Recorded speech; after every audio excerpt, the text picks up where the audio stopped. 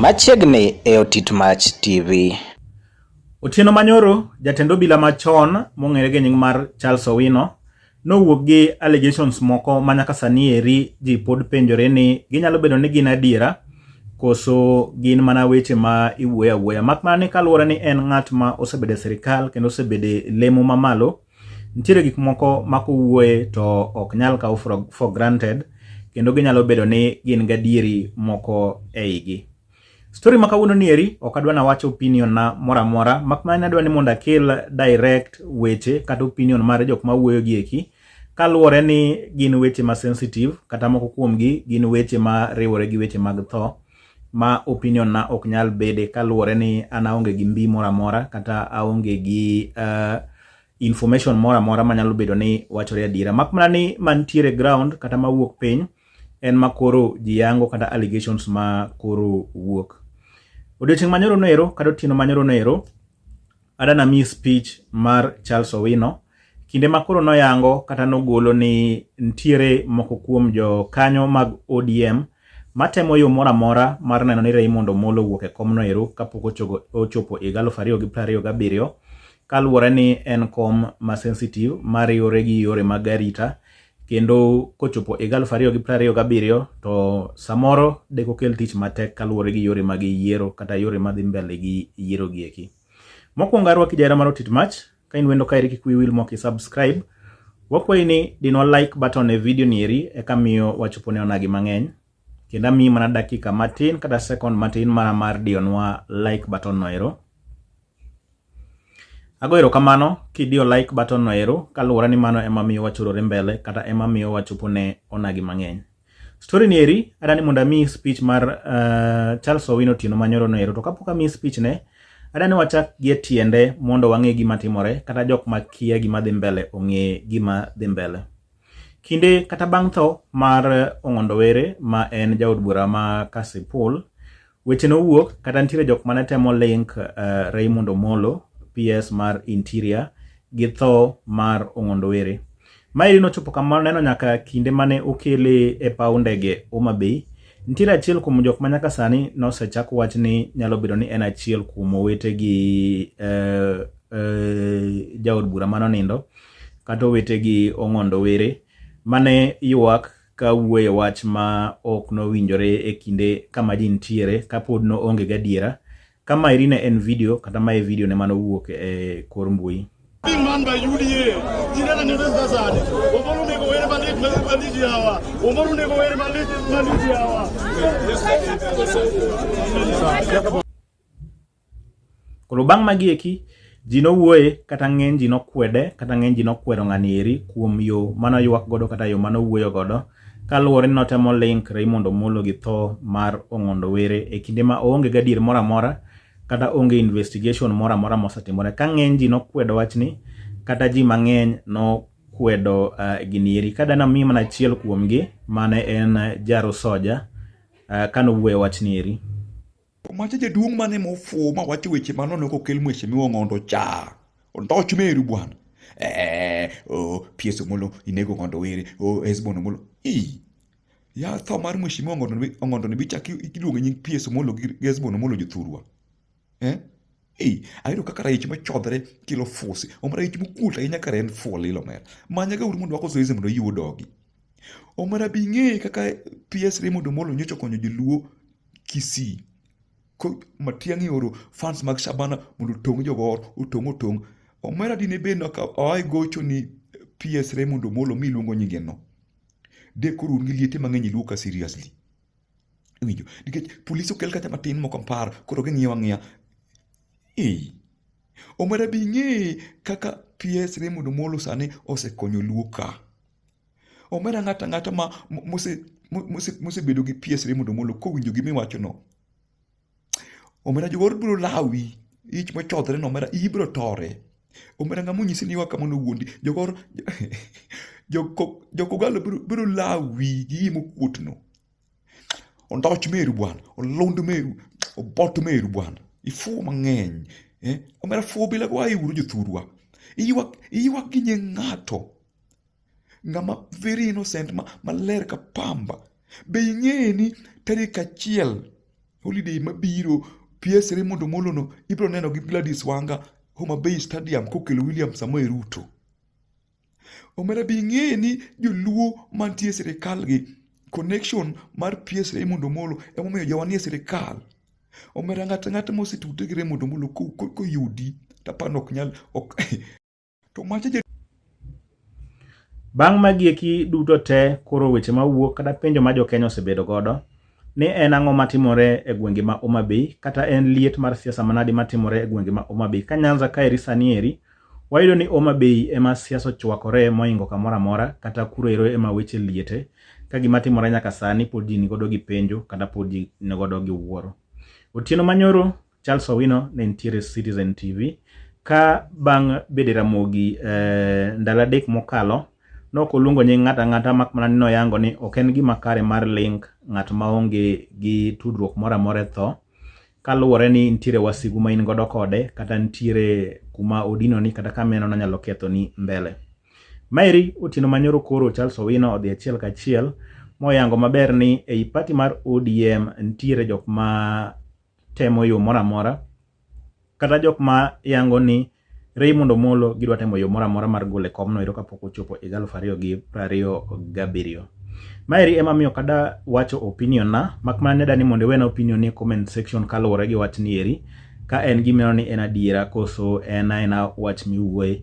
Kada ni mondo mi speech mar Charles Owino odiochieng' ma Otieno kata interview mar Charles Owino mondo yang kaka nowacho wachni kata kaka nowuoye wach ni eri ka koro en owuon otemo yango ni temo link Raymond Omolo gi tho mar Ong'ondo Were mondo yudi yo minyalo gole gode komno kata yo minyalo neni owuok gode komno ero. Koro adana we gi interview mar Raymond Omolo ni eri takwen kik wiyi wil moki subscribe, kik wiyi wil moki diyo like button eka iyudo sasa moketo video manyien kaeri. Koro maeri en Charles Owino ya Citizen TV.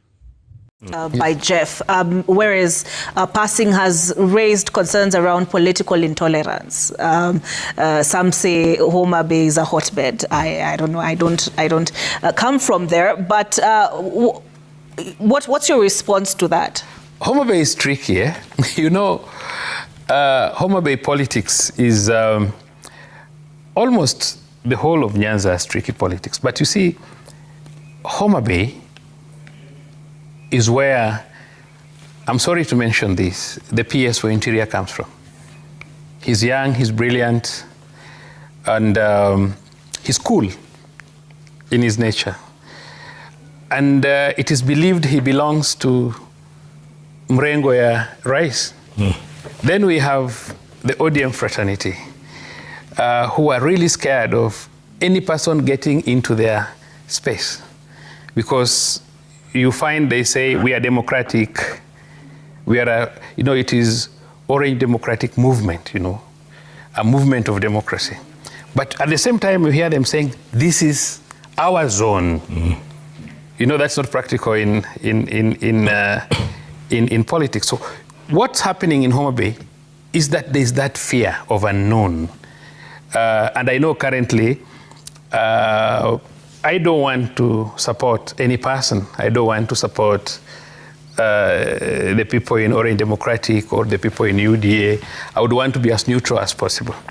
But I know there is a huge interest among our brothers in ODM to have the PS fired from his position. Because the position is a position of influence. And therefore, as we move towards 2027, there's that fear. If this person is still in this position, what would happen? I remember when I went to campaign, and then there was intervention at the highest level that I dropped from my campaign process and come back to the service. The person, even after getting my letter, the minister then ensured that they were talking with somebody from my county who said, if this guy is in this position again, he may support a different person and I may lose. So that is what is happening in that region. I know there are a lot of problems, but I know people are trying to whip emotions and try to drag the name of the young man who is PS in this, but with a simple intention, to have him sacked, to have him removed from that position. And the reason as to why they are doing that is because of fear that this position is quite influential. But I don't think that should be any reason, because after the coming in of the broad-based government, everybody from both sides are working very well, and I don't see why anybody should be scared. But from what I've heard from the ground is that there's that fear. So what we are saying, if a person is involved, no matter his position, killing someone is something which is not acceptable, but it would not be fair to drag any other person's name whom we think that maybe is not involved. But it's not about thinking. The way this investigation has been carried out and the person who pulled the trigger is in the hands of the police, and the firearm itself has been recovered. You see, usually, if Jeff, I want to, from my experience, if today I've sponsored that you be eliminated, and I have power, that person who has come to eliminate you, I'll also make sure he's eliminated before, because I have the power.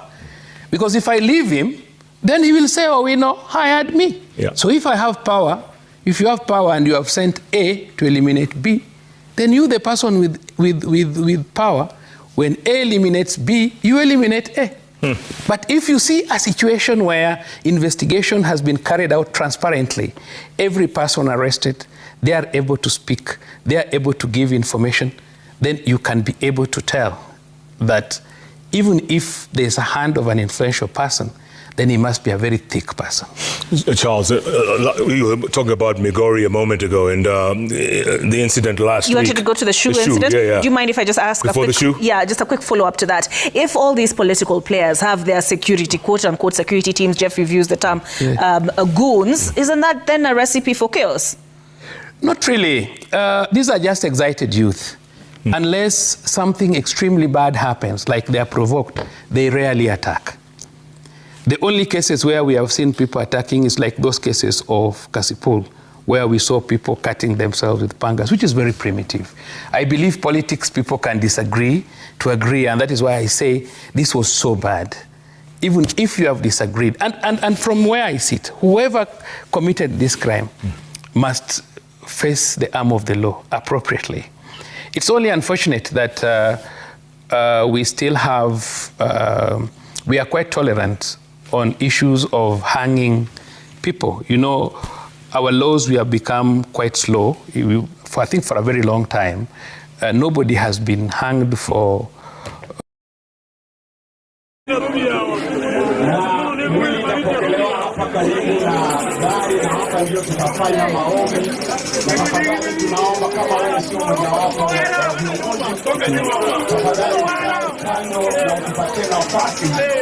familia na viongozi pale ambapo tuko na gavana, wajumbe wapate nafasi na kisha baadaye tutaomba hapa. Tafadhali upate kutusikia.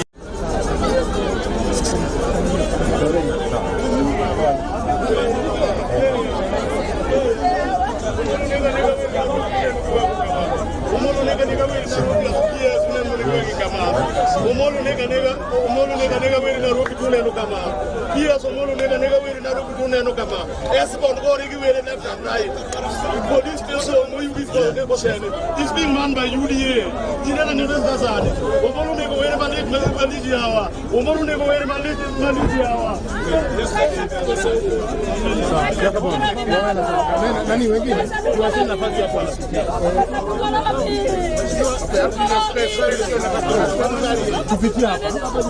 Tokeni hapa, naona songa hapa.